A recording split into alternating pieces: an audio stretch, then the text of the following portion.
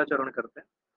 तो अष्टांग हृदय में हम लोग इसमें जो ज़्यादा इम्पोर्टेंट है ना सिर्फ वही पढ़ेंगे, क्योंकि पूरी अष्टांग हृदय पढ़ना है, तो जो सबसे ज़्यादा इम्पोर्टेंट है ना वही चीज़ें मैं बताने वाला हूँ। और हमें एकदम डिटेल स्टडी नहीं होगी, बहुत ही जिसको हम कह सकते हैं कि थोड़ा सुपरफिशियल और थोड़ा-सा जो ज़्यादा इम्पोर्टेंट है उसको देखेंगे, ठीक है? ये जो शिव दीपिका टीका है, ये शिव शर्मा वैद्य ने लिखी हुई है। अगर आपसे कभी पूछता है, ये पटियाला के कोई वैद्य थे, शिव दीपिका टीका, शिव शर्मा कृत है ये, ओके? शिव शर्मा वैद्य, शिव शर्मा कृत है।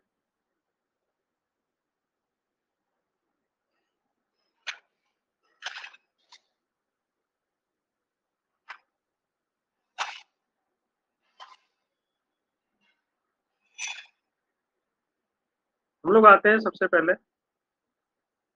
श्लोक नंबर 1 देखो। ये श्लोक है, क्या लिखा है? रागादि रोगान। तो कई बार पूछता है कि ये श्लोक कहाँ का है, प्लस इसमें पूछता है यो अपूर्व वैद्याय से किसे अपूर्व वैद्य बोला गया है, ओके? तो यहाँ पे जो अपूर्व वैद्य है ना, वो ब्रह्मा को या फिर ब्रह्मदेव को बोला गया है अपूर्व वैद्य।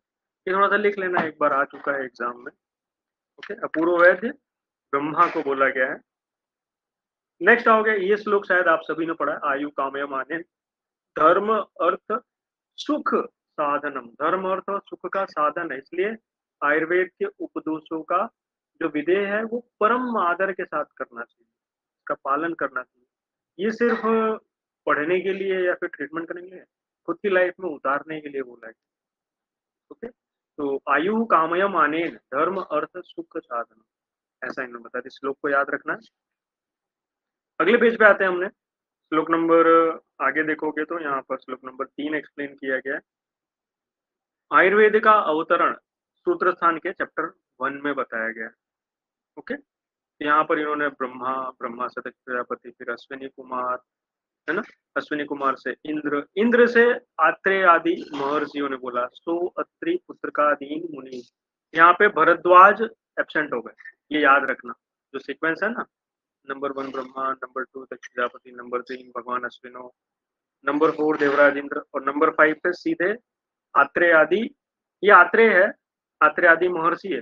भरद्वाज यहाँ से थोड़े एब्सेंट हो गए, इसको, इस बात को याद रखना। तो ये पूछता है थोड़ा सा सीक्वेंस वाइज, है ना, आपसे पूछेगा। नेक्स्ट श्लोक नंबर 5 देखो, अष्टांग आयुर्वेद की बात की जा रही है, तो इसके बारे में ये श्लोक याद रखना पड़ेगा। काय बाल ग्रह ऊर्ध्वांग शल्य दृष्ट जरा वेशान। तो यहाँ पे इन्होंने मीनिंग बताया है। ग्रह मतलब भूत विद्या, ऊर्ध्वांग मतलब शाला के तंत्र, दृष्टा मतलब अगत तंत्र, जरा मतलब रसायन, और वृष मतलब बाधिकरण। ये आप सभी को पता है। सीक्वेंस याद रखना है, काय बाल ग्रह ऊर्ध्वांग शल्य दृष्ट जरा वृषान। ये श्लोक आपको याद रखने होंगे। It's easy to understand. Next देखते हैं श्लोक नंबर 6 का जो हाफ है उसको।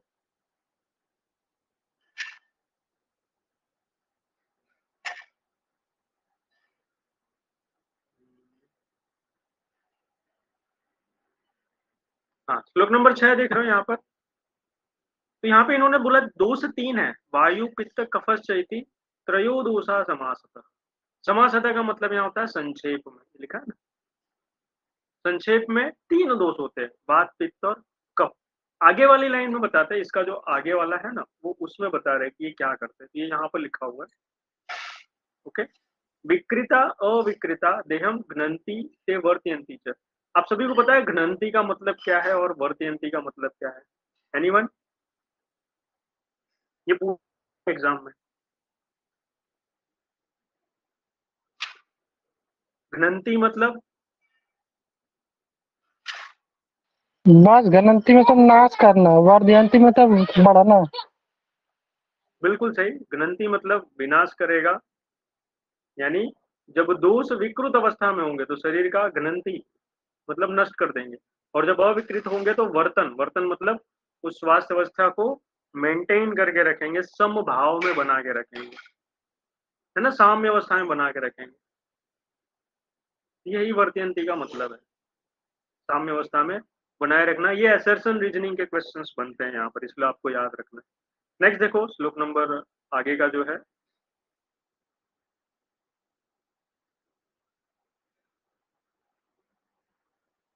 तो यहाँ पे इन्होंने इसके दोषों के स्थान बताए। ते व्यापिनो अपि हृदय नाभि उर अधो मध्य ऊर्ध्व संश्रया। तो इन्होंने बताया कि दोष कहाँ-कहाँ है, तो इसका मीनिंग आपसे पूछ सकता है। बोले हृदय के ऊपर वाले भाग में कफ है, हृदय और नाभि के भाग में मध्य भाग में पित्त और नाभि के नीचे के भाग में वायु का विशेष स्थान रहता है। ये वर्डिंग्स आपको याद रखनी। हृदय के ऊपर कफ, हृदय और नाभि के मध्य में पित्त और नाभि के नीचे के भाग में वायु विशेष रूप से रहता है। ये आपको याद रखना है। इसके आगे ये क्या कहते हैं? तो ये श्लोक यहाँ पर लिखा हुआ है, इसी का जो हाफ है। बोले अहोरात्रि वयो अहोरात्रि भुक्तानाम ते अंत मध्य आदि का क्रमात्। ये सर्काडियन रिदम की बात कर रहे हैं और इसमें बहुत सारी चीजें। वयो को आप डिवाइड करोगे तो 3 टाइप होंगे, अह और रात्र। अह यानी डे होता है और रात्रि मतलब नाइट होता है, आप सभी जानते हो। तो दोनों के 3-3 पार्ट बाइफरकेट होते हैं। इसके भी 3 पार्ट बनेंगे, इसके भी 3 बनेंगे और इसके भी 3 बनेंगे एज़ वेल एज़ भुक्ता नाम। भुक्ता मतलब जब आप खाना खाते हो, इसके भी 3 पार्ट बनते हैं। खाना खाने के पहले, ड्यूरिंग डाइजेशन ऑफ फूड और at the end of digestion. तो दोषों के मतलब उन्होंने काल बताए हुए। तो वही की बात करें तो बाल्यावस्था में आप देखोगे कफ रहता है, युवावस्था में पित्त रहता है। ये सारी बातें यहाँ पर लिखी हुई हैं, आप इसको थोड़ा-सा ध्यान दोगे तो समझ में आएगा आपको। देखो लिखा है बाल्यावस्था में कफ, युवा में पित्त, वृद्धावस्था में वायु। इसी तरह प्रातः काल में कफ, मध्याह्न में पित्त, सायंकाल में वायु। यहाँ बोले नहीं वायु आएगा। इसी तरह रात्रि के 3 भाग हैं, रात्रि का प्रथम प्रहर, द्वितीय प्रहर और अंतिम प्रहर। तो रात्रि का जो प्रथम भाग रहता है उसमें पित्त, अंतिम भाग में वायु, इन्होंने बताया हुआ है। ओके। और प्रथम यहाँ पे देखो अंतिम मध्य भाग में इन्होंने कफ होना चाहिए, ये छोड़ दिया है। ठीक है। आगे क्या कहते हैं, भोजन करते ही, भोजन स्टार्टिंग करोगे तो उस टाइम पे कफ बढ़ता है, जैसे ही भोजन खत्म करते हैं। भोजन ये परिपाक काल में, मध्य काल में पित्त रहता है और भोजन जब पच जाता है at the end of digestion वायु का प्रधानता रहता है। ऐसा इन्होंने यहाँ पर एक्सप्लेनेशन दिया हुआ है, तो ये आपको थोड़ा सा समझना है। ओके। ये यहाँ पे ना थोड़ा सा रात्रि वाले में थोड़ा गड़बड़ किया हुआ है। एग्जैक्टली कैसा है, रात्रि वाले में अगर आप देखोगे ना, तो जो रात्रि का अंतिम भाग है, ओके, जिसको हम कहते हैं 2 से 6 बजे तक, उसमें वात का प्रकोप होता है। ओके। और जो मध्य भाग रहता है, ठीक है, एग्जैक्टली मैं अगर आपको बोलना चाहूँ तो रात्रि के अंतिम भाग में आप लिख सकते हो कि इसमें वायु का प्रकोप रहेगा। देन रात्रि के मध्य भाग में 10 से 2 बजे तक आप कह सकते हो पित्त का प्रकोप। और रात्रि के प्रथम भाग में 6 से 10 बजे का जो टाइम रहता है, मतलब संध्या काल के बाद वाला, उसमें कफ का प्रकोप रहता है। तो रात्रि का यहाँ पे थोड़ा-सा एरर किया हुआ है। रात्रि का जो प्रथम काल रहेगा ना, वो कफ का प्रकोप अभी जो टाइम चल रहा है 10 बजे तक, अभी खत्म हो गया है। अब ये पित्त का काल शुरू हो चुका है। मध्य काल में रात्रि का जो मध्य रात्रि रहती है उसको हम पित्त का काल कहते हैं और रात्रि का जो अंतिम प्रहर है उसमें वात का प्रकोप होता है। ये हमें थोड़ा-सा याद रखना है। ओके? तो यहाँ पे एक्सप्लेन किया गया। आगे आते हैं, अग्नि की बात बताई जा रही है। तो अग्नि यहाँ पर 4 टाइप की बताई गई है। आप इसको देखोगे थोड़ा-सा याद रखना है। इन्होंने बोला विषम, तीक्ष्ण, मंद और सम, है ना? ये 4 टाइप की अग्नि का स्वरूप बताया गया है। इसमें से 3 दोष युक्त हैं और 1 साम्यावस्था वाली है। तो जो विषमाग्नि है वो वात दोष से होती है, आप देखोगे तो समझ में आएगा। तीक्ष्णाग्नि पित्त से, मंदाग्नि कफ दोष से, ओके? और जब तीनों दोष सम मात्रा में रहते हैं तो समाग्नि रहती है। ये आपको याद है। ओके? ये क्वेश्चन आता है। ये अग्नि की बात थी, इसी के आगे कोष्ठ की बात कर रहा है। कोष्ठ 4 प्रकार के बताए। क्रोष्ठ जो है इसमें क्रूर, मृदु, मध्य और इन्होंने बोला है यहाँ पर, सॉरी 3 कोष्ठ है, 4 नहीं, ये गलत लिख दिया है, तो मैं भी वही बोल रहा हूँ। 3 प्रकार के कोष्ठ हैं। नंबर 1 क्रूर, नंबर 2 मृदु और नंबर 3 मध्य। क्रूर कोष्ठ है ना, ये वायु की वजह से रहता है। आप सभी जान रहे हो, पूछता है क्रूर वायु है। मृदु में पित्त रहेगा। ओके। और जो थोड़ा-सा आप कह सकते हो कि एक्सेप्शन है ना, वो मध्यम कोष्ठ में है। मध्यम कोष्ठ में कफ भी रहता है और या फिर एंड इसको हम कह सकते हैं तीनों दोष सम रहने पर भी, ओके, सम दोष रहने पर भी मध्यम कोष्ठ दिया हुआ, तो इसी को याद रखना है। कफ दोष या फिर सम दोष रहने पर कोष्ठ कैसा होगा? मध्यम होगा। यही हमें याद रखना है। ऑलराइट, आगे आते हैं, प्रकृति की बात कर रहे हैं। आप यहाँ पे ये श्लोक पूछता है शुक्र आर्तव स्थैर जन्मादो विषेण्यो विषक्रिमे, ये आपसे फिल इन द ब्लैंक्स करवाता है। तो उन्होंने बताया कि तैसकृष्ट प्रक्रयो हीन उद्धम मध्यमा पृथक, बोले जो वातज रहती है वो हीन रहती है, पित्तज मध्यम रहती है, और कफज उत्तम बोली है। इसमें भी जो सम धातु प्रकृति है उसको श्रेष्ठ बोला। देखो उत्तम और श्रेष्ठ में डिफरेंस है। वो क्या पूछेगा, कौन सी प्रकृति उत्तम है, तो आप लिखोगे कफ। कौन सी प्रकृति श्रेष्ठ है, तो क्या लिखोगे?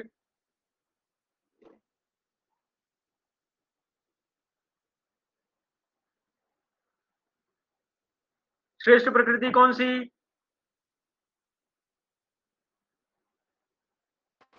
सम धातु वाली।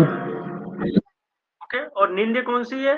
निंद में आएगा जो द्विदोषज है, उसको निंद्य बोला हुआ है। ये याद रखना, लिखा ना निंद्या द्विदोषजा, दो दोषों से मिलकर बनी हुई प्रकृतियां निंद्य होती है।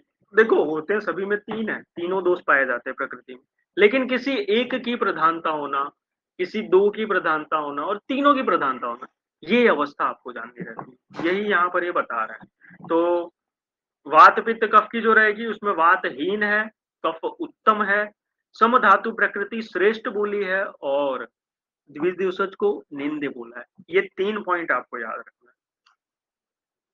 फर्दर आगे आते हैं, वात के गुण देखते हैं। आप सभी को शायद मुझे लगता है याद होगा, तत्र रूक्ष लघु शीत खर सूक्ष्म और चल, ये 6 गुण बताए गए हैं वात के। देखो वात यहाँ पे लघु है, ओके, ध्यान रखना, क्योंकि पित्त भी लघु है।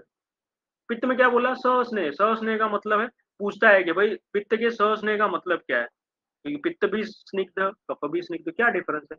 बोले जो पित्त है ना वो कुछ स्निग्ध है, थोड़ा सा स्निग्ध है ना, तो हम इसको कहते हैं अल्प स्निग्ध होना। सस्निग्ध मतलब अल्प स्निग्ध, ईसत स्निग्ध जिसको कहते हैं, ये इसका मीनिंग है। ओके, ये भी लघु है।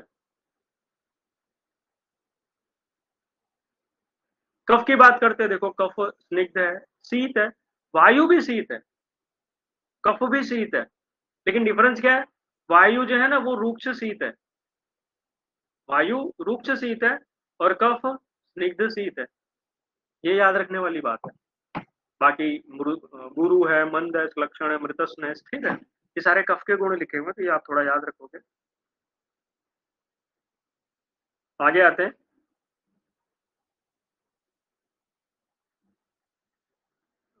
देखते हैं थोड़ा सा, यहाँ पे कुछ बातें हैं मैं बताऊंगा आपको, आप लोग शायद ये बातें पूछते हो। व्हाट इज संसर्ग, व्हाट इज सन्निपात, इसको थोड़ा सा याद रखना है। तो संसर्ग क्या लिखा है, तो दो दोषों का, दो कुपित दोषों का संयोग होगा तो संसर्ग बने। मैं हमेशा कहता हूँ संसर्ग और सन्निपात में डिफरेंस होता है।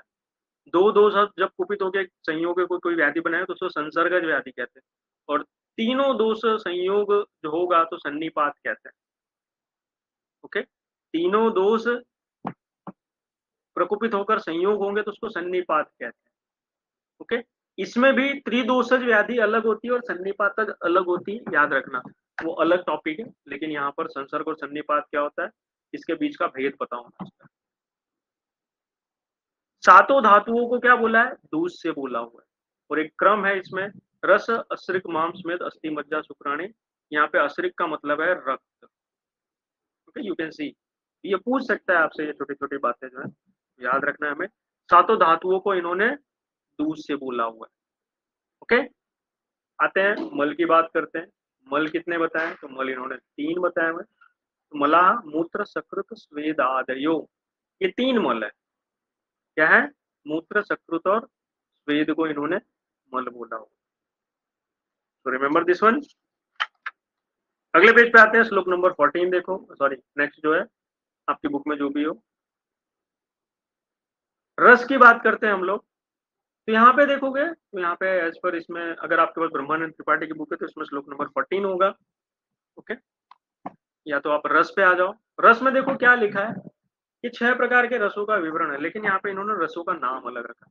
मधुर को स्वादु बोला, मधुर अम्ल लवण तिक्त पहले आया है। नॉर्मली हम कटु तिक्त कसाय याद रखते हैं, लेकिन इन्होंने तिक्त पहले रखा और उष्ण ना लिख के, कटु ना लिख के उष्ण लिखा हुआ है, तो कटु को इन्होंने उष्ण लिखा हुआ है। तिक्त उष्ण कसाय, सीक्वेंस चेंज किया है। तो आपसे पूछ सकता है कि अष्टांग हृदय के अनुसार षड रस का क्रम लिखो, तो मधुर यानी स्वादु अम्ल लवण तिक्त उष्ण कसाय, या फिर हम इसको बोले मधुर अम्ल लवण तिक्त कटु कसाय, ऐसे याद रखोगे। बाकी चरक का क्या है, कटु तिक्त कसाय, बस इतना डिफरेंस आ जाता है, तो ये बात आपको याद रखनी। बाकी आप इसमें जानते हो कौन क्या है, किस तरह से किस दोष पर काम करता है। तो इन्होंने आगे जाके वही बोला, तत्र आद्या मारुतम गणंती, पहले के तीन जो है वाद का समन करते हैं, यानी मधुर अम्ल लवण वाद समन करें। तिक्त त्रयस तिक्त आदय कफम, यानी स्टार्टिंग के तीन क्या करेंगे, कफ का प्रकोप भी करेंगे, मधुर अम्ल लवण कफ का प्रकोप भी करते हैं। ओके, कसाय तिक्त मधुरा पित्तम अन्य तो कुर्वते, कसाय तिक्त और मधुर क्या करेंगे, पित्त का समन करते हैं, ऐसा ये यहाँ पर बताना चाह रहा है। ओके, बाकी आप रसों के ऊपर बेटर जानते हो, डिटेलिंग नहीं कर रहे हैं हम। आगे आते हैं श्लोक नंबर 16। नेक्स्ट देखो, उन्होंने द्रव्य के भेद बताया। द्रव्य तीन टाइप के, समन, कोपन और स्वस्थ हित द्रव्य। कुछ दोषों का समन करते हैं, कुछ प्रकोप करते हैं, और कुछ स्वस्थ हित, मतलब जिसको हम कहते हैं ना कि डेली लाइफ में मेंटेनेंस वाले जो द्रव्य है, लाइक जैसे रिवाइटल लोग यूज करते हैं, तो उसको स्वस्थ हित द्रव्य, जैसे रसायन है ना, ये स्वस्थ हित द्रव्य में आते हैं। तो यही ये यहाँ पर एक्सप्लेन करना चाह रहा है। आगे आते हैं, वीर्य की बात करते हैं। वीर्य विभाग, ये यहाँ पे पॉइंट स्टार्ट हो रहा है।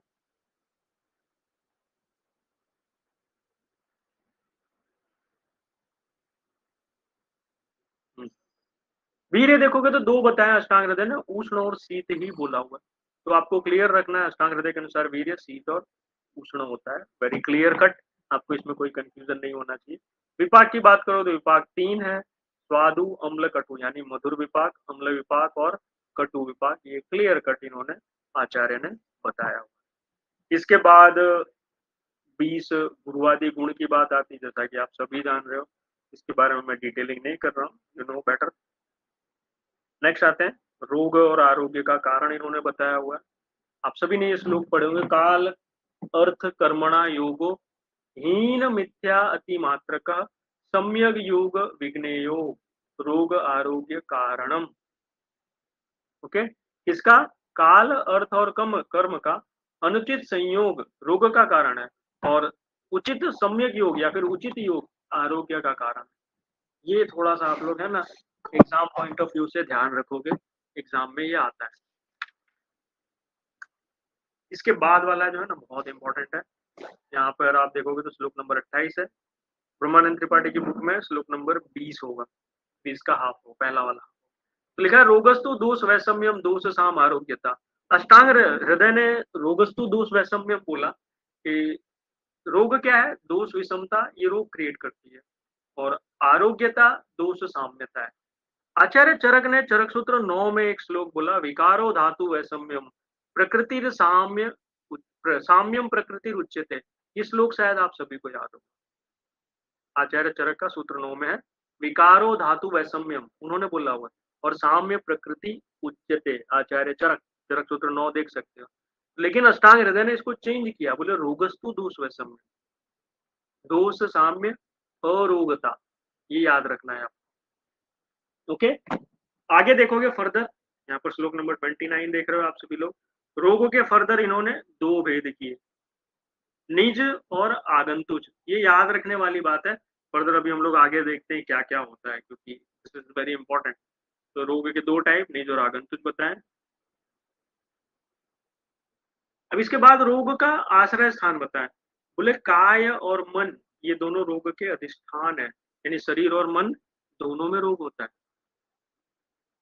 फिर हमने बताया कि मन के रोग कैसे होते हैं, तो बोलते हैं रज और तम, इसकी वजह से मन के रोग होते हैं, ये दोनों मन के दोष हैं, बाकी सत्व क्या है, ये मन का गुण है। अब भाई रोग हो गया, उसकी परीक्षा भी तो करेंगे, तो परीक्षा कैसे करेंगे, तो त्रिविध परीक्षा बोलिए, डीएसपी, दर्शन स्पर्शन प्रश्न परिच्छेद रोगिणाम, इसको याद रखोगे डीएसपी को। ऑलराइट, श्लोक नंबर 22 देखते हैं। रोग की परीक्षा के लिए उन्होंने कुछ चीजें बताई हैं, कैसे आप परीक्षा करोगे, हाउ टू एग्जामिन। रोग जानने के उपाय जिसको हम कहते हैं, इन्होंने लिखा है रोगों को जानने के लिए निदान, प्राग रूप, लक्षण, उपसय और आपत्ति। आपत्ति का मतलब बहुत बार आया हुआ है। आपत्ति का मतलब है संप्राप्ति, नीचे आप सभी देख सकते हो। ये आपत्ति वर्ड को है ना, आप सभी ध्यान रखना, आपत्ति मीन्स संप्राप्ति। ऑलराइट। इसके बाद इन्होंने देश के भेद बताए। तो बताओ देश कितने प्रकार के हैं अष्टांग हृदय के अनुसार? ट्रिकी क्वेश्चन है, हाँ, सिंपल मत लेना। मैंने देश पूछा,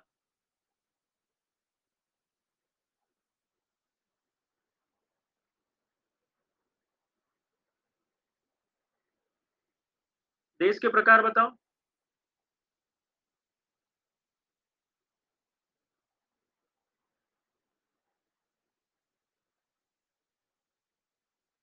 देश के प्रकार कितने हैं?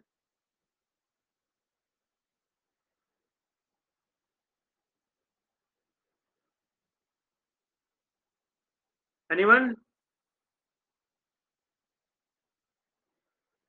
देश का भेद कितना है आप श्लोक देख के बता सकते हो।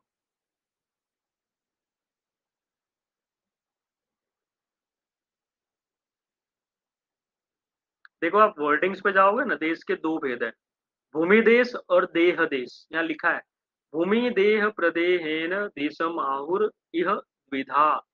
देश अगर ऐसे देखोगे अष्टांग हृदय के अनुसार दो भेद बताए। फिर वो कहते हैं जो आगे जाके कि भूमि देश है ना, वो दो तीन प्रकार का होता है भूमि देश। ओके, भूमि मतलब जियोग्राफिकल देश जो है वो तीन प्रकार का होता है, लिखा भी उन्होंने। ओके, त्रिधा भूदेशम आदि से। भूदेश तीन होता है, जांगल, साधारण और आनूप। तो जांगल में इन्होंने बताया जांगल क्या है, वात भूइष्टम, आनूप कफ उल्बणम, और साधारण में क्या है, तीनों सम रहते हैं। याद रखना है, जांगल में वात रहेगा, आनूप में कफ रहेगा, और साधारण सम देश। ओके, जावा बेस्ड एप्लीकेशन सुने होंगे, तो जावा मतलब जांगल में वात प्रबल रहता है, और आनूप मतलब पानी, आनूप का मतलब ही पानी होता है, तो कफ उल्बण रहेगा, कफ ज्यादा रहेगा, और साधारण में क्या है, सभी समान। ये आपको याद रखना है। काल के भेद की बात करते हैं तो बहुत ही स्पेसिफिक लिखा है। क्या लिखते हैं काल के भेद में? क्षणादि व्याधि अवस्था च कालो भेषज योग कृत। इन्होंने आगे जाके सीधे सीधे बोला जो काल है ना, दो टाइप का होता है, क्षण और रोग की अवस्था। क्षण मतलब प्रातः काल है, साय काल है, क्या है, और रोग की अवस्था। ये दो प्रकार के काल बताए उन्होंने। काल रोग की अवस्था मतलब आमावस्था है, जीर्णावस्था है, जिसको हम फिर आगे एक्यूट है, क्रॉनिक है, नवीन है, पुराण है।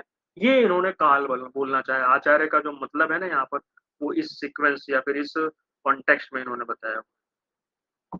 फर्दर आगे फिर से कहते हैं औषध के भेद बताए। औषध फिर से आप देखोगे तो औषध यहाँ पर दो टाइप की बताई हुई है। शोधनम समनम च इति समासाद औषध विधा। साधारणतः या फिर शॉर्ट में कह रहे हैं, औषध दो प्रकार की होती है, एक शोधन वाली और एक समन वाली। इसके पहले हमने द्रव्य पढ़ा था, है ना, शोधन द्रव्य थे, सॉरी समन द्रव्य था, कोपन द्रव्य था, और स्वस्थ वो द्रव्य था। ये औषध है। औषध दो प्रकार की होती है, या तो शोधन करेगी या तो समन करेगी। इसके लिए क्लियर रहना आप लोग। ओके, इसके बाद का जो श्लोक आपने देखा वो बहुत फेमस श्लोक है, बहुत बार आ चुका है एग्जाम में। मेरी आवाज आ रही है ना सभी को?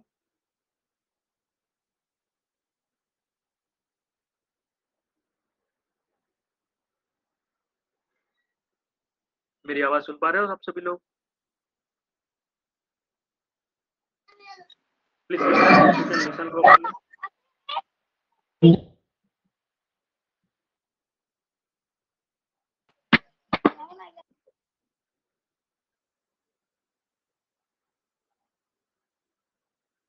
सभी को आवाज आ रही है?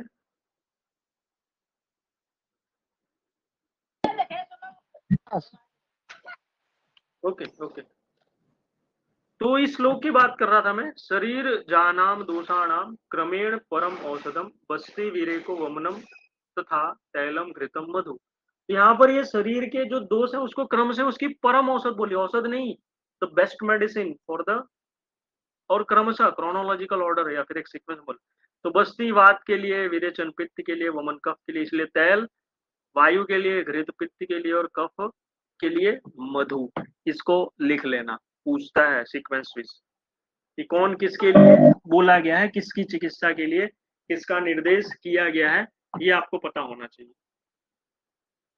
ओके।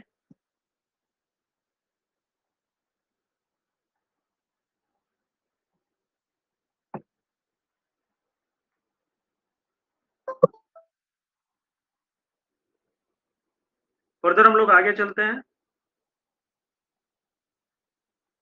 यहाँ पे मानसिक रोगों की चिकित्सा बताइए, मानसिक रोगों में क्या औषध है? बोले धी धैर्य आत्मादि विज्ञानम, इतना रख के पूछता है। मनोदोष औषध परम, मनोरोग की परम औषधि क्या है?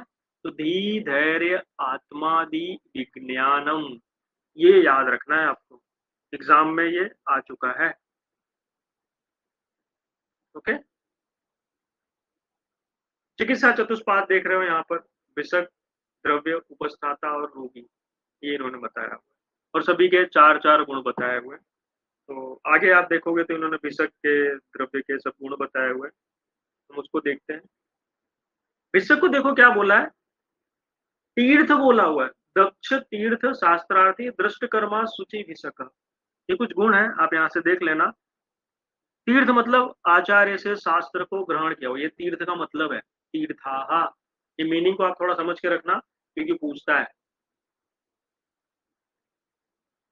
औषधि वाला सबसे ज्यादा पूछा हुआ है, बहुकल्पम बहुगुणम संपन्नम, योग्य होनी चाहिए औषध। ये चार गुण स्पेसिफिकली औषध है। क्या है? बहुकल्प, बहुत सारे प्रिपरेशन बना सको, बहुगुण होना चाहिए, संपन्न होनी चाहिए मतलब अपने गुणों से युक्त हो, और योग्य होनी चाहिए मतलब कोई एडवर्स ड्रग रिएक्शन या फिर कॉम्प्लिकेशन डेवलप ना करे, दैट इज, ये उन्होंने लक्षण बताया। परिचारक देखोगे तो परिचारक के बारे में वो क्या कह रहे हैं? परिचारक कैसा? अनुरक्त, अनुरक्त मतलब न थकने वाला, सुखी हो, दक्ष हो, बुद्धिमान। सी, बुद्धिमान परिचारक का गुण है। वैसे पूछ ले यार, निम्न में से किसका बुद्धिमान किसका गुण है? ज्यादातर लोग है ना वैद्य का मार्ग है, अष्टांग हृदय के अनुसार अगर मैं बात करूं। बट सी, यहाँ पर इन्होंने परिचारक का गुण बुद्धिमान बोला है ना। ये सोचने वाली बात है, जो एग्जाम में इस तरह से आता है।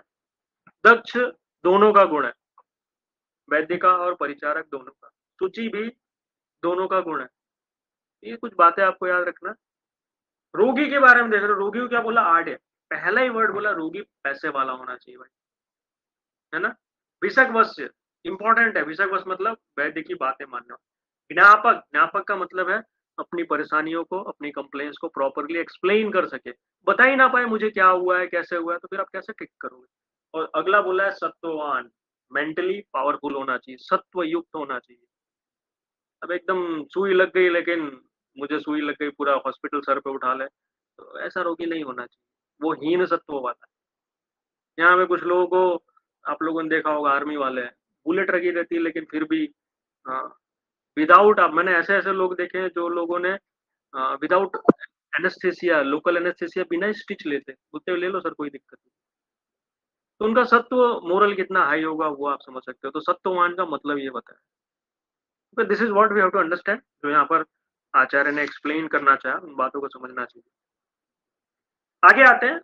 बहुत अच्छा क्वेश्चन है। देखो यहाँ पर श्लोक नंबर 45 लिखा है, इन्होंने कृच्र साध्य व्याधि किसे कहते हैं इसका लक्षण बताया।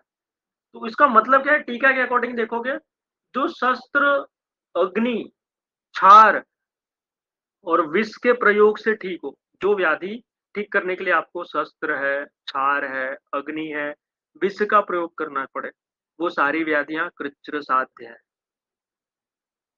वो सारी व्याधियां कैसी है? कृच्र साध्य। उन्होंने लिखा ना, शस्त्रादि साधनम कृच्र। तो जिस व्याधि में आपको उसको ठीक करने के लिए सर्जरी करनी पड़े, क्षार कर्म करना पड़े, अग्नि कर्म करना पड़े, या तो विष द्रव्यों का, पॉइजनस ड्रग्स का उपयोग, जैसे वत्सनाभ है, भल्लातक है, कुचला, इनका प्रयोग करना पड़े, वो कृच्र साध्य है। इसका मतलब ये है। इतनी बात इस श्लोक के अकॉर्डिंग आप याद रखना। ओके। इसके बाद इन्होंने लक्षण बताए रोगों के। यहाँ पे रोग में आपको याद रखना है, शेषत्वाद आयुषो, पथ्य अभ्यासाद यानी आयु बची है इसलिए जिंदा है, और दूसरा पथ्य आहार विहार कर रहा है तो उसकी आयु चल रही है। अदरवाइज कुछ भी गड़बड़ करे तो ऊपर गया, ऐसा यहाँ पे रहता है। इसके आगे इन्होंने प्रत्याख्य, ये असाध्य नहीं है, यहाँ पे प्रत्याख्य लिख लें। ओके, या फिर अनुपक्रम्य कह सकते हो ना, जो किसी भी उपक्रम यानी चिकित्सा को रिस्पॉन्स ना करे, उसको हम अनुपक्रम्य या फिर प्रत्याख्य कहते हैं। उन्होंने लिखा है औत्सुक्य मोह अर्तिकृत दृष्ट अरिष्टो अक्षनासना। ये लास्ट वाला वर्ड है ना, औत्सुक्य मोह अर्तिकृत दृष्ट अरिष्टो अक्षनासना, जहाँ पे अरिष्ट लक्षण दिखाई देते हैं, उसको इन्होंने प्रत्याख्य बोला हुआ है। ओके, तो ये याद रखने वाली बात है। एग्जाम पॉइंट ऑफ व्यू से ये क्वेश्चन बहुत अच्छे है, आप इसमें फंस सकते हो। त्याज्य रोगी किसकी चिकित्सा नहीं करोगे कि भाई ये पेशेंट नहीं ठीक करना है, फंसना नहीं है।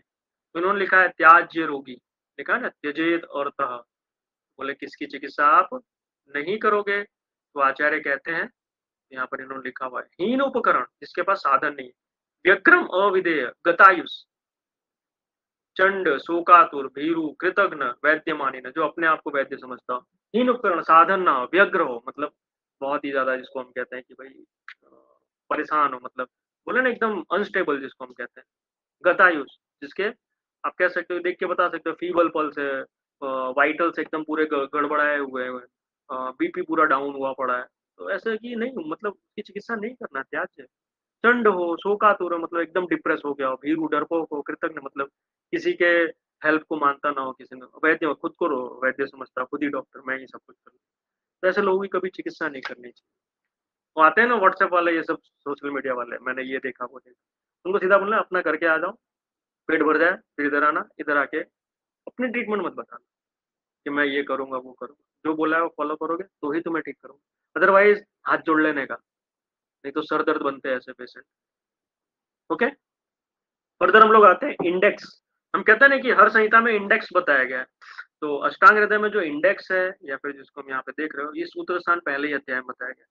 मैं कुछ चीजें बता देता हूँ। सूत्र स्थान में 30 अध्याय हैं, शारीर स्थान अष्टांग हृदय के शारीर स्थान में 6 अध्याय, निदान वेरी स्पेसिफिक 16 अध्याय, चिकित्सा में 22 है, कल्प सिद्धि, कल्पना और सिद्धि अलग नहीं है, एक ही है, और दोनों मिला के 6 अध्याय, और लास्टली बच्चा उत्तर तंत्र या फिर उत्तर स्थान, इसमें 40 अध्याय है।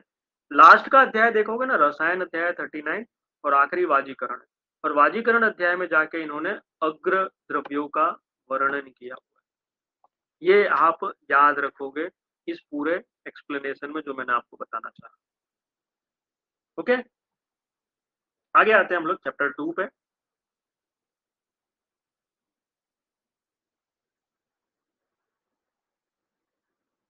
चैप्टर 2 पे देखो इन्होंने क्या बोला। अब आचार्य चरक भी कहते हैं भाई ब्राह्मी मुहूर्ते उत्तिष्ठ है, क्यों उठना है ब्रह्म मुहूर्त में, बोले स्वस्थो रक्षार्थम आयुष, आयुष्य की रक्षा करने के लिए उठना है। इन्होंने रीजन बताना शुरू किया, यानी रिसर्च करके बताया कि भाई आयुष्य की रक्षा चाहिए तो ब्रह्म मुहूर्त में उठो। जो ब्रह्म मुहूर्त में नहीं उठ रहा है मतलब उसकी आयु घट रही है। ओके, अब किसी की एज कैसे कम होगी, सेल्यूलर डीजनरेशन जिसको हम कहते हैं, सेल्यूलर एजिंग बढ़ेगी। नाउअडेज सेल्यूलर एजिंग को कैसे मेंटेन करके रखा जाए, कैसे बढ़ाया जा सके, इस पर बहुत ज्यादा रिसर्च हो रही है। वेस्टर्न साइंस जो है बहुत रिसर्च कर रहा है इस पर कि हम कैसे मेंटेन करें, सेल्यूलर एज कैसे बढ़ा पाए। तो यहाँ पे आचार्य कहते हैं ब्रह्म मुहूर्त में उठना पड़ा है, क्योंकि आपकी बॉडी सर्काडियन रिदम से कनेक्टेड है, एटमोस्फेयर के साथ कनेक्टेड है। तो ब्रह्म मुहूर्त में कुछ ऐसे चेंजेस होते हैं, ऐसे एनर्जी में फ्लो में चेंज आता है, जो आपकी बॉडी को क्या करता है, एनर्जाइज करता है। आगे इन्होंने बोला, ये लाइन किसी ने नहीं बोली है, बोले शरीर चिंता निर्वत्य, शरीर की चिंता से जब आप निवृत्त हो जाओ, निर्वत्य हो जाओ, बोले कृत शौच विधि, इसके बाद शौच विधि करो। किसी ने नहीं, ये बंदा बोल रहा है कि जाके फ्रेश होके आओ। तो लोग फिर भी आजकल 10 बजे 11 बजे उठते हैं और फिर वॉशरूम जाते हैं। जो नहीं जा रहा होगा वो क्या होगा, फिर बीमार पड़ेगा, मलवेग का धारण कर रहा होगा। तो ये याद रखने वाली बात है। प्रथम क्रम उन्होंने क्या बोला, ब्रह्म मुहूर्त में उठना है। दूसरा क्रम क्या है, कृत शौच विधि करने के लिए बोला। तो ये ध्यान रखने वाली बात है। इसके आगे इन्होंने क्या बोला,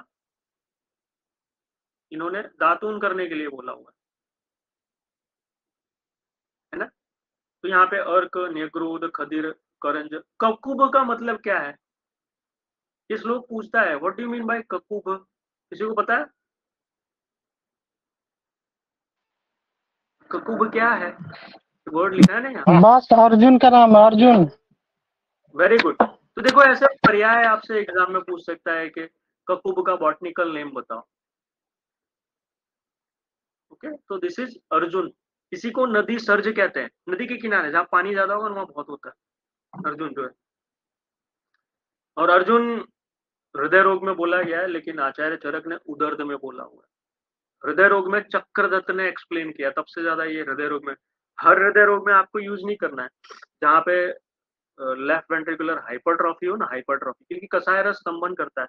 हर हार्ट डिसीज में काम नहीं करेगा, सिर्फ हाइपरट्रॉफी में ही क्षीर पाक बना के दोगे तभी काम करेगा, अदरवाइज नो।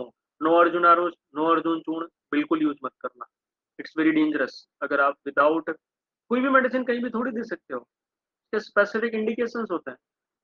रस देख रहे हो, उसका एक्शन देखो फिर यूज करो।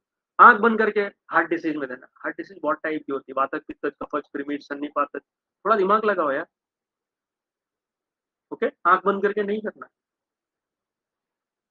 आगे बोला इसकी मोटाई कितनी होनी चाहिए? कनीन सम अग्रस्थूलम, जो सबसे छोटी उंगली उसके समान और 12 अंगुल लंबा। और कैसा बोला? मृदु होना चाहिए आगे से, और कसाय, कटु और तिक्त रस बोला हुआ, ये याद रखना। कसाय, कटु और तिक्त रस वाला होना चाहिए जो इन्होंने बोला हुआ। ओके, बक्षे दंत धावनम, दंत मासान्य अबाधयन, ये उन्होंने बोला। तो दिस इज व्हाट वी, मसूड़ों पर खरोच ना लगे, कोई इंजरी ना लगे, इस प्रकार से आपको दातून करना है। ऑलराइट, इसके बाद इन्होंने बोला किसको नहीं करना है। तो इसमें देखो थोड़ा सा जो याद रख, ये थोड़ा सा मैं आपको बताना चाहूँ, क्योंकि है बहुत सारी चीजें, नेत्र सिरोर का पूछने को सब कुछ पूछ सकता है, लेकिन मैं मेन चीजों की बात कर रहा हूँ। इसमें अर्दित भी आ जाएगा, हृदरोग भी आ जाएगा। तो इन लोगों को मना किया है कि भाई दातुन मत करो। ओके, पढ़ने को पूरा पढ़ सकते हो, but I will remember this, I will say to remember this one.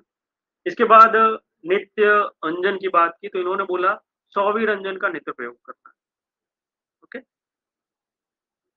नीचे आते हैं। चक्षु को, चक्षु क्या है? तेज युक्त है, और विशेष रूप से इसे श्लेष्मा से भय रहता है, कफ से भय। योजयत सप्तरात्रे श्रवणार्थे रसांजनम, 7 रात्रि के बाद, हर 7 रात्रि के बाद आपको श्रवणार्थ के लिए, श्रवणार्थ मतलब जो भी उसमें दोष है उसके श्रवण के लिए, उसके निकाल के लिए, उसको बाहर निकालने के लिए रसांजन का प्रयोग करना चाहिए, ऐसा आचार्य भागवत ने बोला। ओके, ये सीक्वेंस है जो बता रहे हैं आपको, ये फॉलो करना। अब तो अंजन रियल मिलता ही नहीं है, सारे के सारे खतरनाक मिलते हैं, नहीं कुछ। इसके बाद इन्होंने नस्य का सेवन बताया, बोले तथा नावन, गंडूस, धूमपान, तांबूल। एक सीक्वेंस बता दिया कि पहले नावन, नस्य लो, गंडूस करो, फिर धूमपान करो, फिर पान खाना। और पान मतलब वो चूने तमाकू वाला नहीं, इसके अंदर उन्होंने सुगंधी द्रव्य बोला। सुगंधी द्रव्य का भी मतलब है, आप उसके पीछे का, अब तो सबकी रिसर्च अवेलेबल है कि भाई पान खाने से क्या होता है, इसके अंदर ये डाल के वो डाल के खाने से क्या, पूरा detailed research available. If you do it will get it. Okay, it's very scientific जो उन्होंने बोला हुआ है, और ये पूरा का पूरा आपके जीआईटी के साथ कनेक्टेड है। अगले पेज पे आते हैं हम लोग, अभ्यंग की बात करते हैं। तो अभ्यंग बहुत स्पेसिफिक लिखा है, मैं इसका थोड़ा सा कॉन्टेक्स्ट आपको बताता हूँ। इन्होंने बोला अभ्यंगम आचरित नित्यम, नित्य अभ्यंग करना है। क्या करेगा? जरा, श्रम और वात को नष्ट करता है। नंबर 1 जरा, नंबर 2 श्रम, नंबर 3 वात।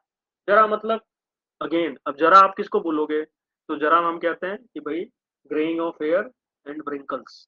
तो व्रिंकल्स क्यों होता है? कोलेजन फाइबर ब्रेकडाउन होने की वजह से। तो जो नित्य अभ्यंग करेगा उसकी स्किन में, उसके मसल्स में जो कोलेजन फाइबर है वो एज इट इज मेंटेन रहेंगे और बहुत जल्दी रिपेयर होंगे। अदरवाइज आप देखो कोलेजन फाइबर के लिए आज इतने केमिकल अवेलेबल है ना, यू वॉन्ट से। और हम लोग इस अभ्यंग का प्रयोग है ना क्रिएटिनिन को रिड्यूस करने के लिए यूज करते हैं। क्रिएटिनिन ये बहुत सारी व्याधियों में, नॉर्मली आप देखो तो क्रोनिक किडनी डिसीजेस में क्रिएटिनिन लेवल बहुत ही सूटअप होता है। सिंपल तेल का अभ्यंग, अब ये अलग बात है कि आपको कौन सा तेल चूज करना है, वो डिपेंड करता है कंडीशन पे। वो आप अभ्यंग करने के लिए बोलो, जो क्रॉनिक किडनी का पेशेंट रहता है, आप देखोगे ना उसका शरीर धीरे-धीरे गलने लगता है। लेकिन वहाँ अभ्यंग से आप उसके क्रिएटिनिन को कंट्रोल में ला सकते हो और जो वो जरा की तरफ जा रहा है, जो कमज़ोरी की तरफ जा रहा है, उसको रोक सकते हो। ये जरा का मतलब था। श्रम मतलब आप जब भी अभ्यंग करोगे, आपके अंदर की थकान दूर हो जाएगी। और वात को नष्ट करता है। स्किन या फिर त्वचा का वायु के साथ समवायी संबंध है, ये आप सभी जानते हो। और कंटिन्यू आपकी स्किन पे बहुत सारे रिसेप्टर्स आए हुए हैं, जिसको हम कहते हैं नोसिसेप्टर्स, पेन रिसेप्टर्स, बहुत सारे रिसेप्टर्स हैं। तो वायु क्या करता है? हमेशा इम्पल्स को बढ़ाएगा, तो तेल उसको शांत करता है। आगे इन्होंने बोला कि अभ्यंग करने से और क्या होगा? दृष्टि प्रसादन होगा, आयु पुष्ट होगी, स्वप्न नींद अच्छी आएगी, सुत्वक दाढ़ कृत, त्वचा को दृढ़ बनाएगा, सुंदर बनाएगा। आप लोग लोशन लगाते हो, ये लगाते हो, वो लगाते हो, nothing will help, nothing will work. ये अभ्यंग काम करता है। और आपकी स्किन में जो भ्राजक पित्त है ना, वो किसी को अलाउ नहीं करता। आप लोशन ये वो लगा के उसकी इम्यून सिस्टम को खराब कर रहे हो, भ्राजक पित्त बिगाड़ रहे हो। तेल लगाओगे ना, वो भी पाक किया हुआ, कच्चा तेल नहीं लेके आओ, एक्सेप्ट ही नहीं करेगा। क्योंकि अंदर का जो एपिथेलियम का मेटाबॉलिज्म है ना, वो किसी को एंटर ही नहीं होने देता है। उसकी अलग ही लेवल की पूरी अब सेल परमेबिलिटी है। आप उसको समझोगे तो आपको समझ में आएगा। ओके? तो ये बात यहाँ पर इन्होंने बताई है, दृष्टि प्रसादन करेगा, आयु को पुष्ट करेगा, स्वप्न नींद अच्छी आएगी। आजकल बहुत सारे लोगों को इनसोम्निया की तकलीफ है, तो यू कैन वर्क। आगे बोला इन्होंने बोला है कहाँ पे सबसे ज़्यादा मालिश करना है? बोले सिर पे, कान पे और पाद पे। विशेषण सीलियर, सबसे ज़्यादा आपको मालिश यहाँ पर करनी है। लेकिन रोज़ अभ्यंग सबको नहीं करना है, कहाँ नहीं करना है? जो कफ से ग्रस्त हो, अजीर्ण हुआ हो और संशुद्ध मतलब जिसने संशोधन करा, ऐसे लोगों को अभ्यंग नहीं करना है। ओके? तो ये इतनी बातें आप याद रखोगे। संहिता पूरी की पूरी क्लिनिकल है, एक भी शब्द थ्योरेटिकल नहीं है। जनरेशन की रिसर्च के बाद ये सारी चीज़ें लिखी गई हैं या फिर लिखने की उनमें कैपेबिलिटी है। ऐसे ही आप एक शब्द लिख के दिखाओ बुक में, जिसका मीनिंग हो, जिसको एप्लीकेशन में ला सकते, नहीं लिख सकते आप। ओके? तो आज इतना